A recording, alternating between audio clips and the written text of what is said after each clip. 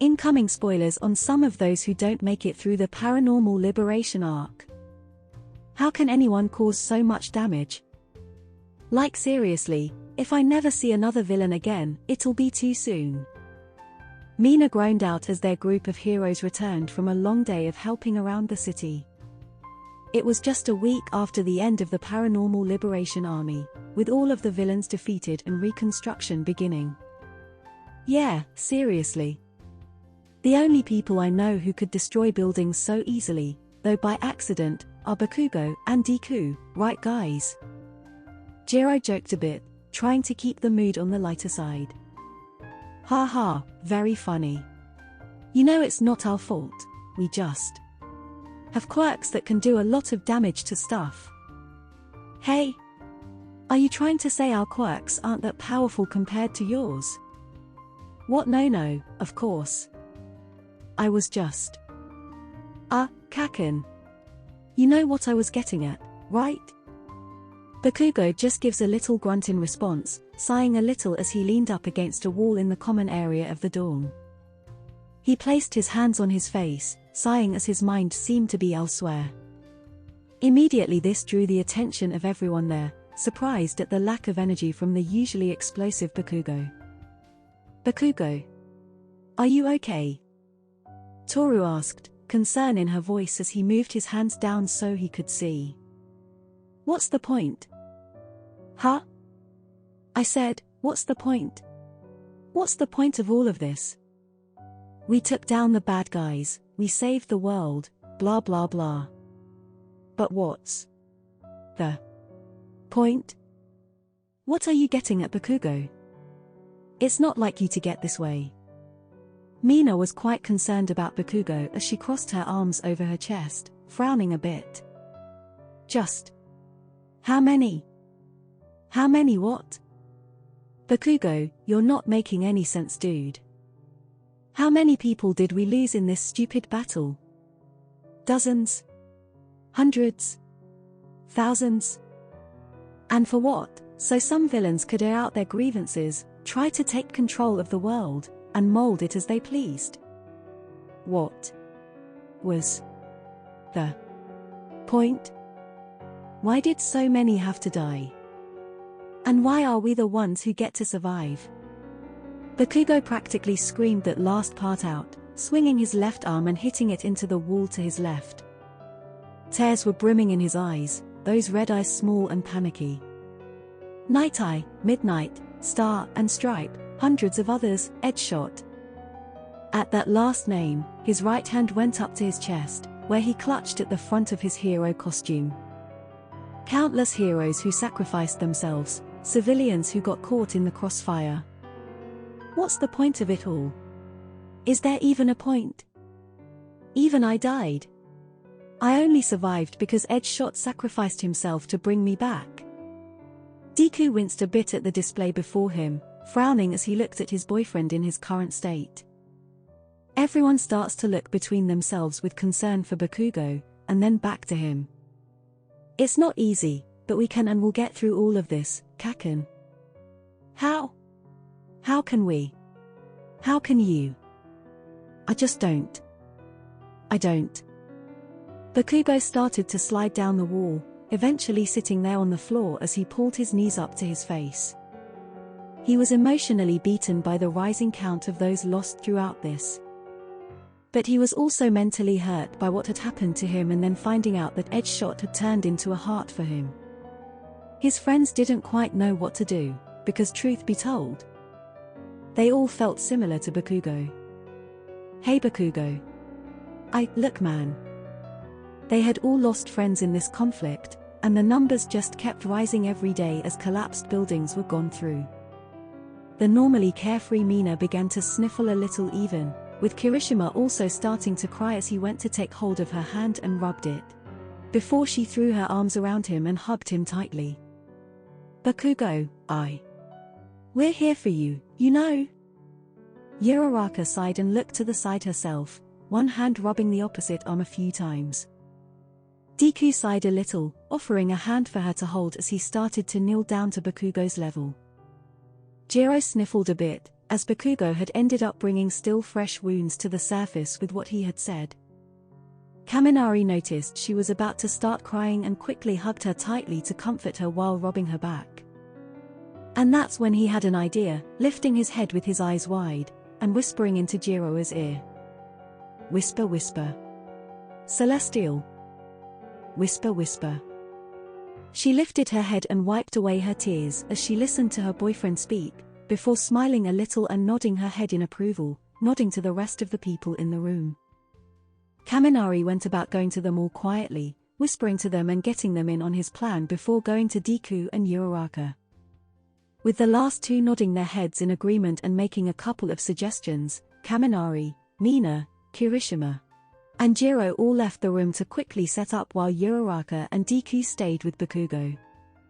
He didn't lift his head as they connected the PA system for their dorm to a few instruments. And with that, the music began. You see tonight it could go either way. Hearts balanced on a razor blade. Bakugo lifts his head a bit as the music begins to play, groaning and shaking his head. Nerd, not now. I'm not in the mood. We are designed to love and break, then to rinse and repeat it all again. Floaty, he roped you in on this too. And damn it, did you get the rest of those idiots involved to play the instruments? I get stuck when the world's too loud and things don't look up when you're going down. Bakugo just groaned, putting his head down for a moment before lifting it up and looking up at two of his closest friends. Know your arms are reaching out from somewhere beyond the clouds. ... I know that's not about me, I'm the source of these clouds. You make me feel like my troubled heart is a million miles away. Bakugo just groaned a bit, rubbing his eyes a few times before looking at them again. I swear you too. You make me feel like I'm drunk on stars and we're dancing out into space.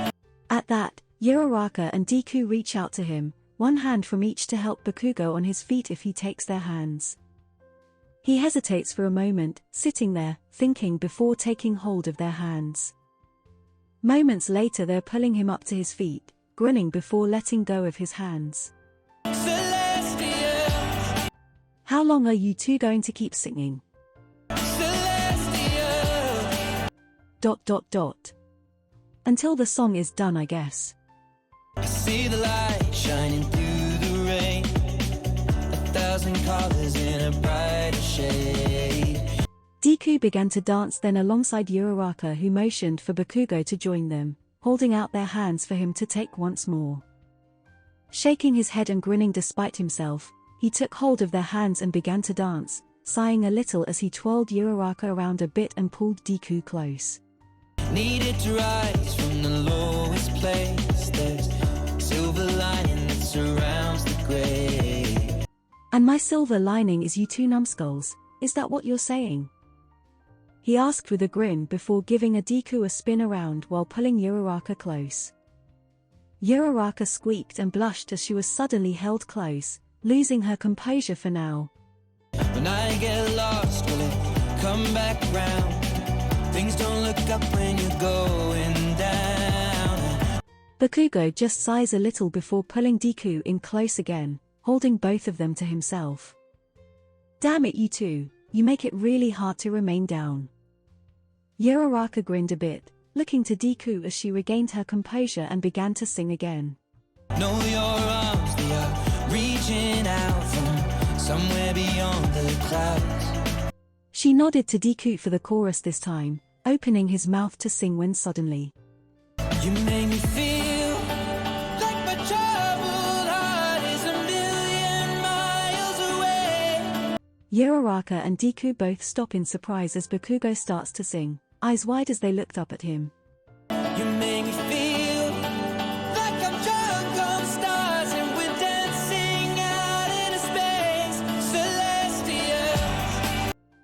Uraraka looked over to Deku with surprise, who just looked back to her and grinned before nodding his head.